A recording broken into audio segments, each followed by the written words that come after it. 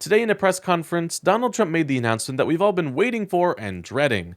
After just 2 weeks in office, he's already changing up his plans for mass deportation by advancing them to the next step and bringing us all the closer into fascism. Continue watching for Trump's latest insane development, and as always, please be sure to leave a like and subscribe. Today, Donald Trump announced his new plans to not deport every single migrant, but instead begin detaining some in mass prisons. And if this isn't bad enough, he plans to start by putting migrants in Guantanamo Bay, a military facility that is known around the world for literal torture and major violations of human rights. Just take a look. Signing an executive order to instruct the Departments of Defense and Homeland Security to begin preparing the 30,000-person migrant facility at Guantanamo Bay. Most people don't even know about it.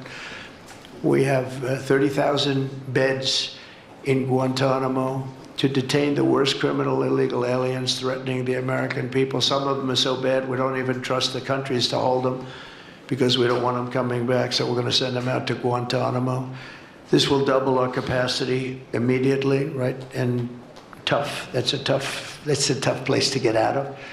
Today's signings bring us one step closer to eradicating the scourge of migrant crime in our communities once and for all. And it was just This is a major ramp up of Donald Trump's horrifying plans for immigrants. As many online have made note of, mass prison camps are a major red flag for oncoming fascist regimes. They are common in countries like Nazi Germany or fascist Italy, and they're a test against democratic freedoms. For example, people detained in the United States can be used as forced labor, something guaranteed by the 13th Amendment to the Constitution. Many people, in fact, are theorizing that using migrants as detained forced labor is part of the longer-term plan of Donald Trump. People aren't just speculating about Trump's extremism, though. Earlier this year, Trump himself showed clearly that he is not bothered whether he supports fascist policies or not. Responsibility. Why do you use words like vermin and poisoning of the blood? The press, as you know, immediately reacts to that by saying, well, that's the kind of language that Hitler and Mussolini used. Well, that's what they say. I didn't know that, but that's what they say.